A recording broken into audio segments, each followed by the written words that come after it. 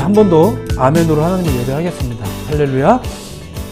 자, 오늘도 우리 데일리 처치의 말씀을 함께 나누는 모든 예배자분들 예수님의 이름으로 환영하고 축복해 드립니다. 자, 오늘 이 성경의 이야기, 이제 요셉의 이야기 중에 한 부분을 소개해 드릴 건데, 이 말씀과 관련해서 몇 가지 단어를 좀 먼저 소개해 드릴 거거든요.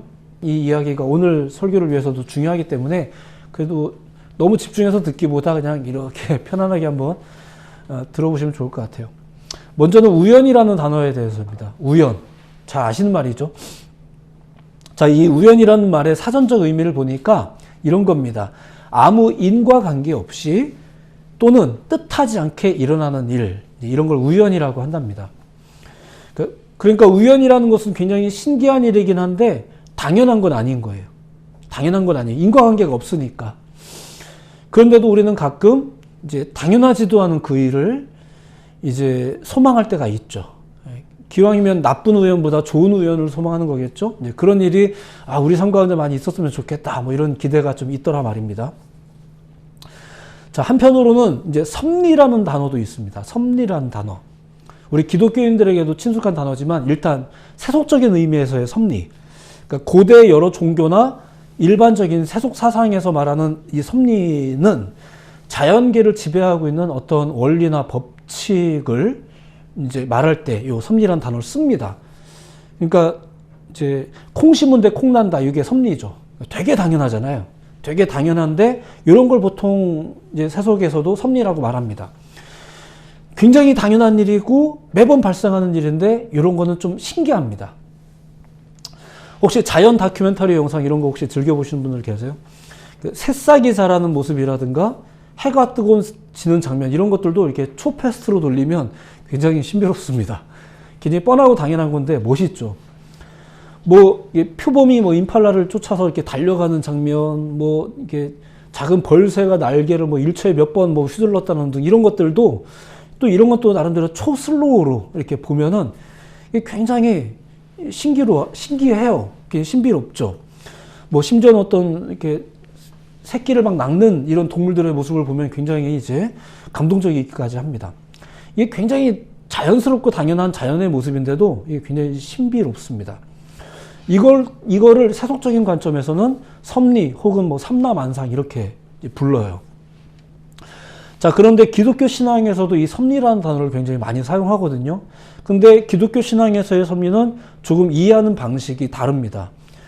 가장 결정적인 거는 신적인 개입을 통한 섭리라는 인식이 있다는 거죠. 그러니까 그냥 자연스럽게 돌아가는 자연순리로서의 섭리가 아니라 신적인 존재의 개입. 그래서 섭리라는 그 영어 단어, 이제 프라버던스라는 이 단어도 보면은 이제 신적인 디바인이라는 단어와 그 인도하다, 그 가이던스라는 단어와 케어라는 단어가 합쳐진 그런 단어라고 해요. 그러니까 신적인 존재가 개입했다.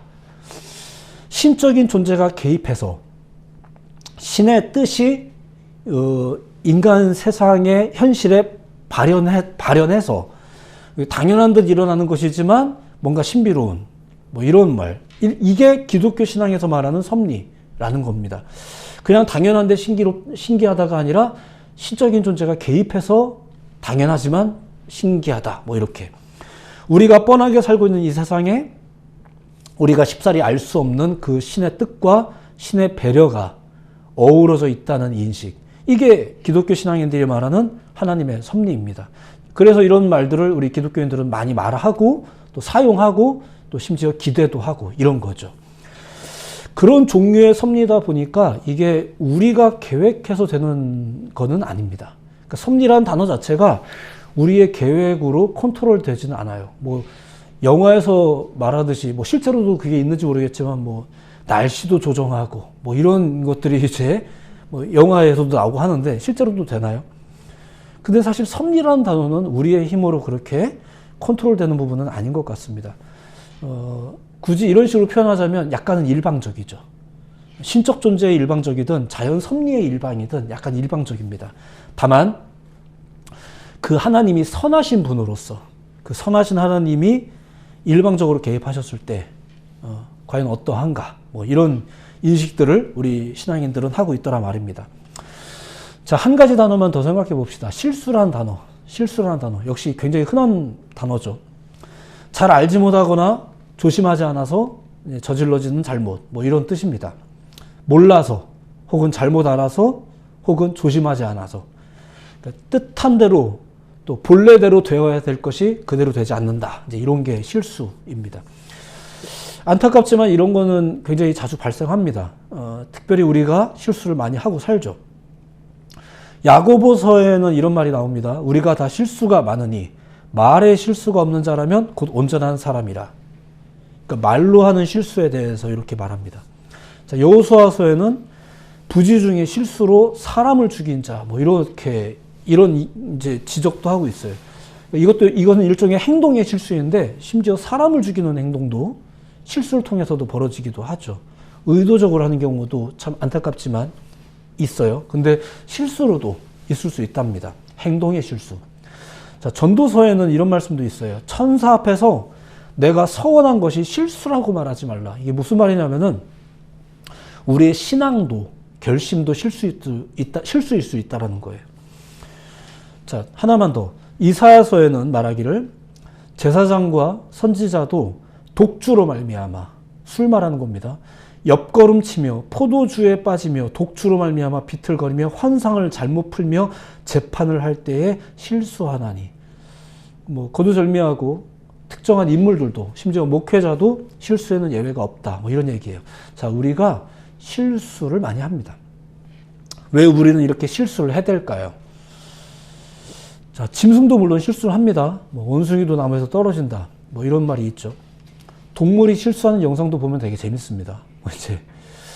자, 그런데 성경에서 하나님을 소개할 때 가장 큰 특별함, 차이점, 특이점들이 있는데 그게 바로 이제 이런 거예요. 실수하지 않으신다. 그러니까 하나님이 우리처럼 몰라서 혹은 조심스럽지 못하셔서 혹은 기질적으로 하나님의 뜻대로 되어야 될 것이 안 되는 경우는 있다 없다? 없다라는 거예요. 그래서 다 이루었다. 뭐 이런 말들이 이제 성경에 등장하는 거죠. 가능한 거예요. 실수가 없는 존재. 이것이 성경이 말하는 하나님과 우리의 대표적인 차이점이기도 합니다. 지금 우리가 보는 성경이 개역개정을 우리가 보고 있습니다. 공통적으로 우리 신앙인들이 보고 있는데 그 공동번역 성경이라는 책이 있어요. 거기에 보면은 구약 에스겔서와 다니엘서 사이에 그 이제 집회서 바룩 그 마카베오상이라는 책이 또 있거든요. 거기에서 보면 집회서 23장 7절에 이런 내용이 기록되어 있습니다. 너희는 들어라. 입을 제어하는 법을 가르쳐 주리라. 내 말을 잘 지키면 실수하지 않으리라. 뭐 이런 권면도 있어요. 물론 이런 것까지 다 끄집어내지 않는다 하더라도 우리가 가지고 있는 성경은 실수에 대한 여러 가르침을 또 알려주고 있습니다. 자, 어쨌거나 이렇게. 자, 우연, 섭리, 그리고 실수. 자, 이런 것들은 우리 삶에 참 가까운 일이면서도 참 신비롭고요.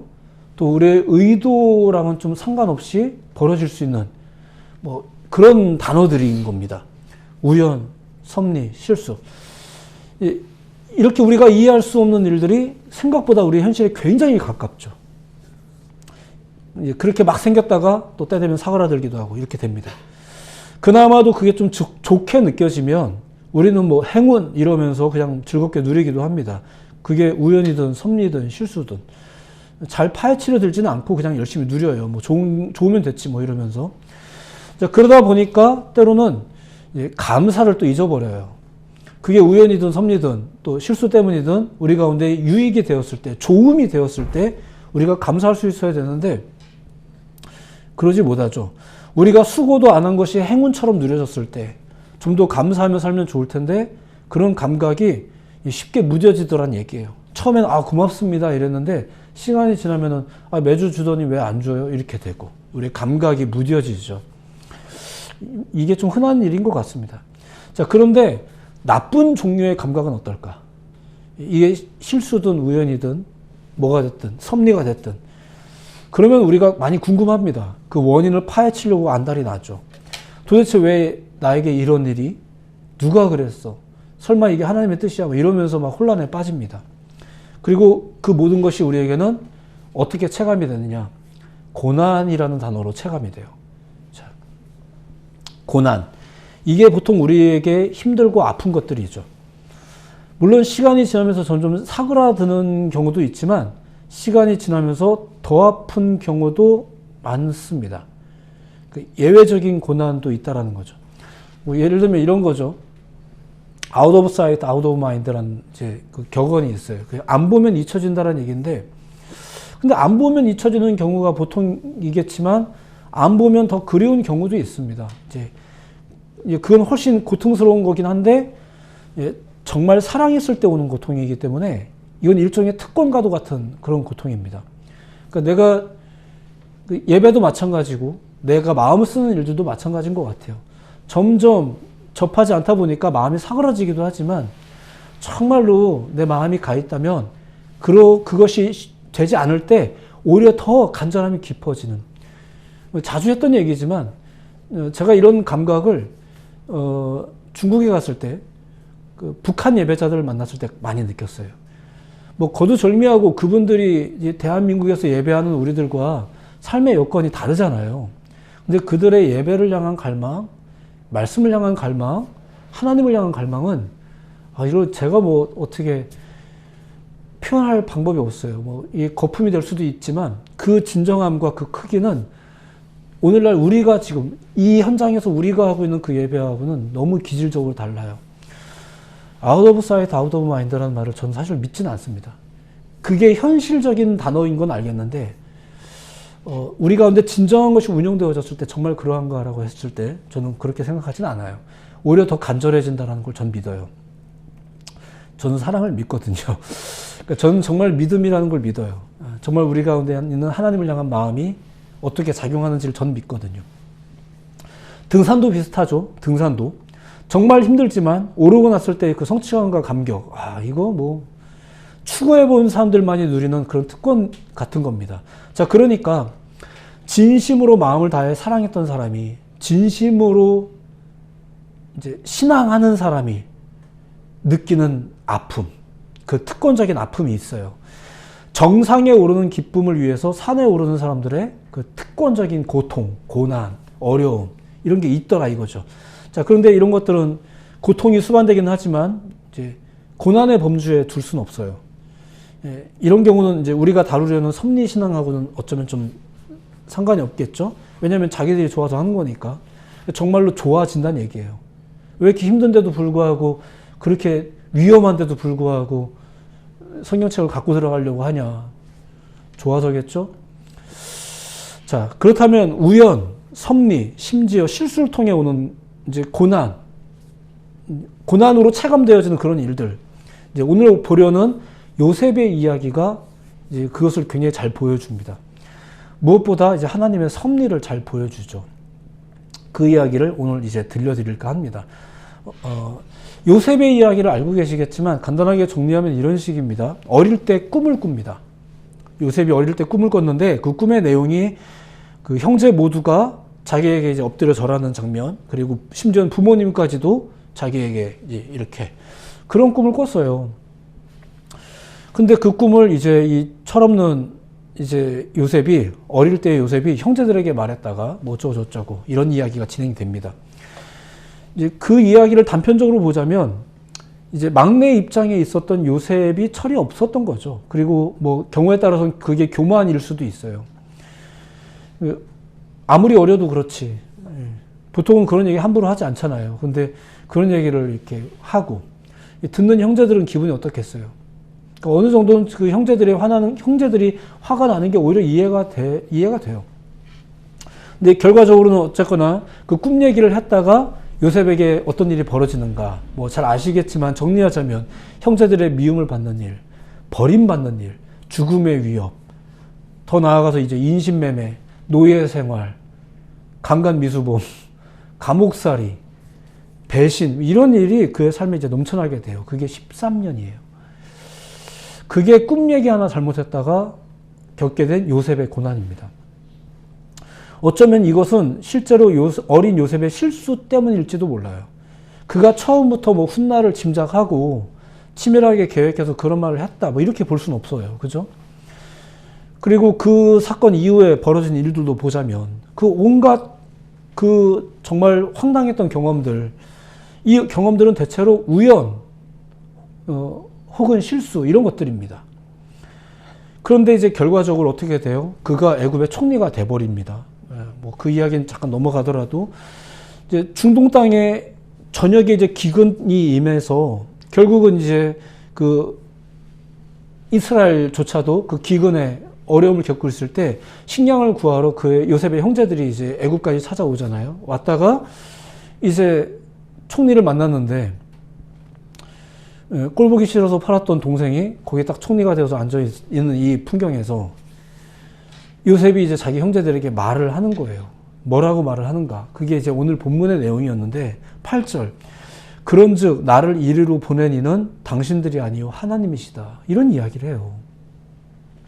하나님께서 자신의 민족을 보존하기 위해서 또 자신을 애굽으로 보내셨다. 이렇게 말하고 있는 거죠. 그가 왜 이런 말을 할 수 있었을까? 처음부터 알았을까? 처음부터 내가 다 알고 있었다. 이런 말이에요. 그냥 자신이 이제 갑의 위치가 되니까 이런 여유가 생겨서 내가 이제 관대해져 보리라. 이렇게 얘기하는 거예요? 아니죠. 자기 인생이 하나님의 섭리 가운데서 인도함을 받았다고 이제 그가 믿고 있는 거예요. 미리 알았다가 믿음이에요?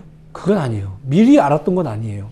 내가 겪은 일들이 우연이었든 섭리였든 심지어 실수였든 그 내가 도와줬던 사람이 까먹잖아요. 내가 기억해달라고 했더니 까먹잖아요. 그게 실수 때문이었든 나의 억울함 때문이었든. 근데 어쨌거나 요셉은 그걸 다 겪었죠. 근데 요셉이 믿었던 건 과연 뭘까요? 형제들에게 지금 이렇게 말할 수 있었던 게 뭘까요? 저는 그거 자체가 믿음이라고 지금 말할 건데, 자, 형제들에 대해서도 요셉이 아무 감각이나 생각이 없었던 게 아닙니다. 어릴 때 자기가 했던 발언이 물론 문제라는 생각은 본인도 했겠죠. 어렸으니까. 근데 어쨌거나 분명히 형들이 자기를 해치려는 의도가 있었다는 것도 분명히 요셉이 알고 있었거든요. 창세기 50장에 당신들은 나를 해하려 하였으나 이렇게 말하고 있어요. 그러니까 분명히 형제들이 나에게 무슨 생각을 가지고 있었는지도 내가 알았어요.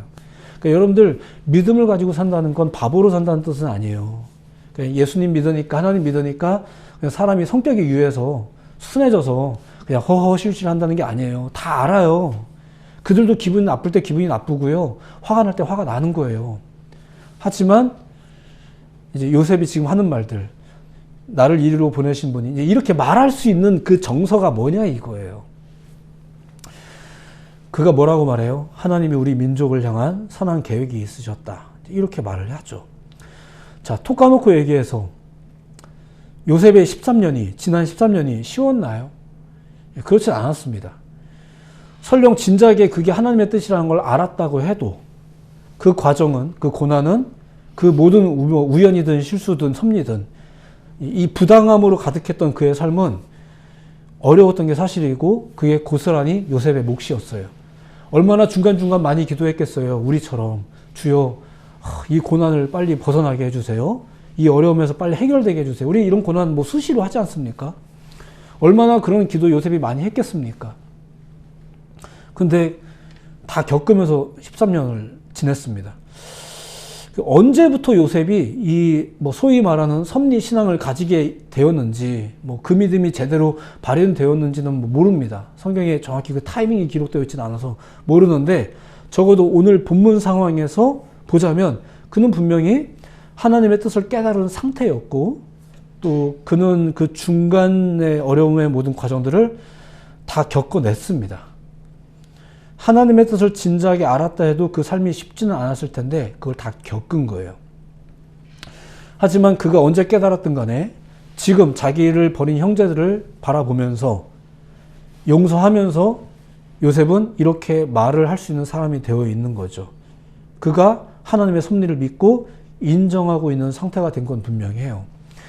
사실은 숱한 고난이 어쩌면 그 하나님의 섭리 때문에 였을지도 몰라요. 그래서 더 억울할 때도 있죠. 우리도 그럴 때가 있죠. 하나님을 믿었다는 사실 때문에 오히려 더 어렵게 느껴지는 일들도 있잖아요. 근데 그런 삶을 요셉은 살아냈습니다. 자신의 삶을 그렇게 결국 살아냈고, 그래서 하나님은 결국 어린 시절 요셉에게 보여줬던 그 꿈을 하나님은 이루셨어요. 그러니까 그 꿈은 결국 하나님께서 정말로 이루실 꿈이었던 거예요. 그리고 요셉은 자기의 삶이 그 뜻을 위해서 쓰임 받았다는 것을 안 거고요. 미리 알았든 중간에 알았든 마지막에 알았든 그걸 요셉의 신앙이고 섭리신앙이라고 합니다.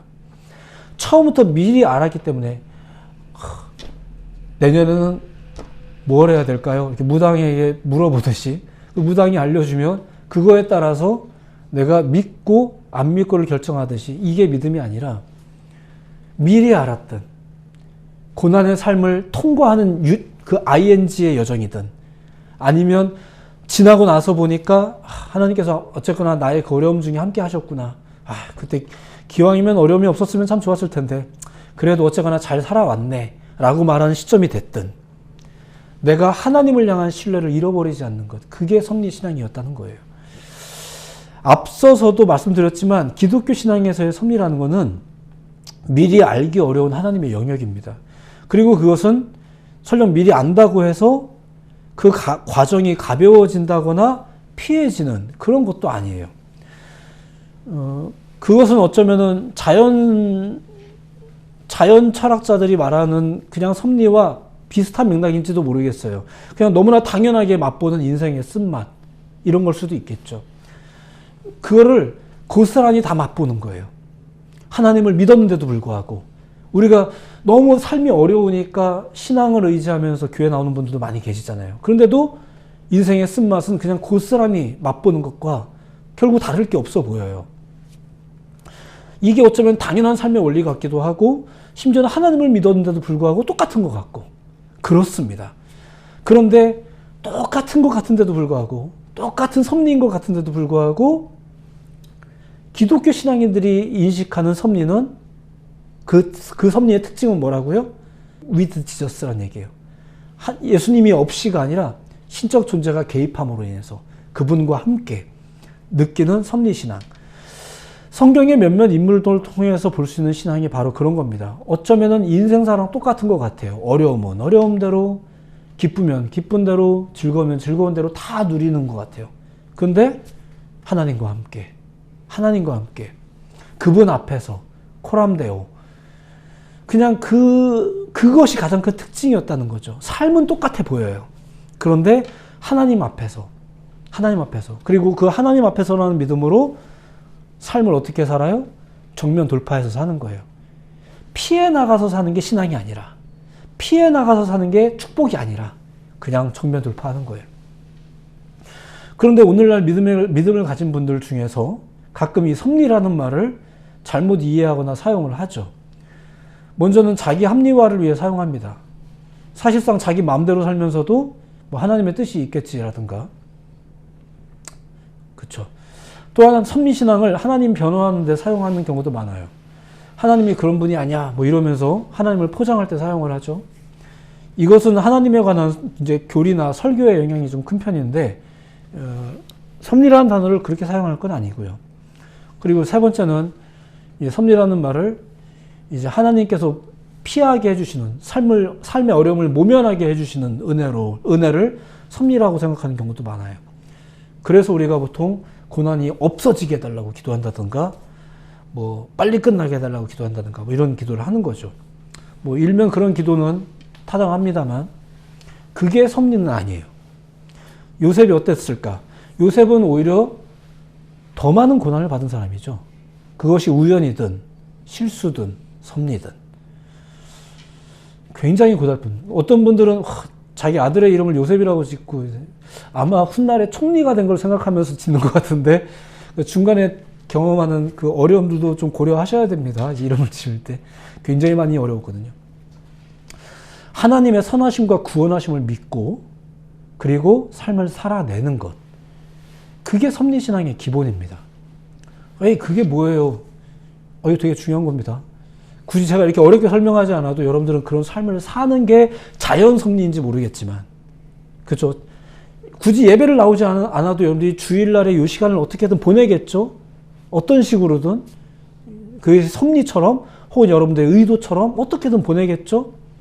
근데 이게 with Jesus, 하나님과 함께, 예배와 함께 보낸다는 게 이게 신기한 거 아니겠냐는 얘기예요. 이게 신비 아니냐는 얘기예요. 이게 섭리 신앙이라는 거죠. 이런 믿음의 사람들이 가지는 특징이 뭘까? 머뭇거릴 일은 많지만 멈추지는 않는다는 거예요. 그러니까 머뭇거리면서 시간을 낭비하지 않아요. 요셉도 마찬가지였고요. 돌파해서 한 거예요. 그러니까 13년인 거예요. 사실 머뭇거렸으면 130년이 됐을 수도 있어요. 우리가 생각해 보세요. 하나님을 믿는다 말하지만 머뭇거림으로 인해서 우리의 삶이 더 지연되어진 일들도 얼마나 많았던가. 차라리 그때 바로 그렇게 할 걸. 그게 뭐 세속적인 결단이든 신앙의 결단이든 생각해 보세요. 그런 경우 있지 않으세요? 차라리 그때 그냥 바로 했으면은 내가 이렇게 더 오래 걸리지 않았을 텐데 뭐 이런 것들. 요셉이 처음에 형제들에게 버림받으면서 중간중간 억울한 일을 당하면서 내가 하나님의 섭리신앙을 가지고 있기 때문에 13년만 참아보자 뭐 이랬을까요? 그건 아니겠죠. 그는 그냥 막연한 자기의 삶을 그냥 산 거예요. 경우에 따라서는 버텼고요. 경우에 따라서는 즐겼고요. 경우에 따라서는 감사했고요. 그냥 살았어요. 다만 계속 말씀드렸듯이 하나님이 함께 하심을 믿는 거죠. 그 믿음으로 현재를 살아가는 거예요. 그게 고통의 길이든 기쁨의 길이든 가는 거예요. 그리고 중요한 건 뭐예요? 요셉이 그렇게 피하지 않고 정면 돌파하면서 머뭇거릴 일은 많지만 멈추지는 않으면서 그 길을 가면서 어떻게 될까요? 이게 중요한 거예요. 섭리신앙을 가진다는 것이 중요성이 이거예요. 요셉이 점점 강한 사람이 된다는 거죠. 하나님의 함께 하심을 믿는 믿음으로 비록 주어진 삶이 불리하다 해도 그 선함과 충성됨으로 살아가면서 무슨 일이 벌어질까? 그냥 삶을 잘 살아냈다. 이게 중요한가? 그거는 자연 섭리로서도 대충 사라집니다. 근데 중요한 건 요셉이 강해졌다는 거예요. 아무려면 그가 겪은 고난을 생각해 보세요. 이게 얼마나 어려운 경험을 많이 했겠어요. 그리고 교회 안 다니는 분들도 얼마나 힘겹게 사세요. 근데 그런 고난을 겪으면서 그가 어떻게 강해지던가. 군대 생활을 하고 나면 몸이 강해집니다. 특정 기술을 가지고 직장 생활을 하다 보면 그 기술이 강해집니다. 믿음으로 살다 보면 믿음이 강해져요. 살면서 꼭 고생을 해봐야 되는 건 아닙니다. 하지만 살면서 경험할 수 있는 고생은 절대로 여러분들에게 많은 것을 선물해 줍니다. 특별히 여러분들을 강하게 도와주죠.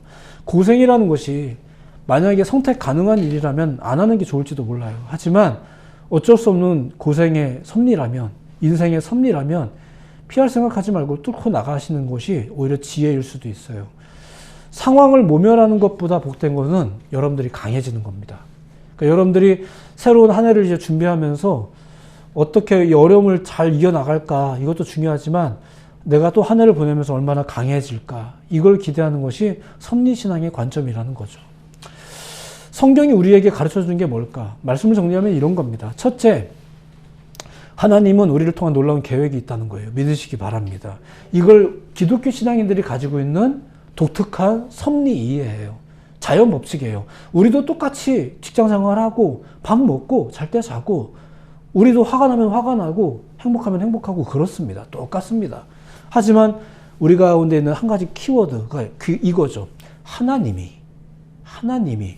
나를 향한, 나를 통한 놀라운 계획이 있다는 것. 2024년도, 우리가 기대하는 2024년도가 있지만 하나님은 어떠실까요? 이런 발상들.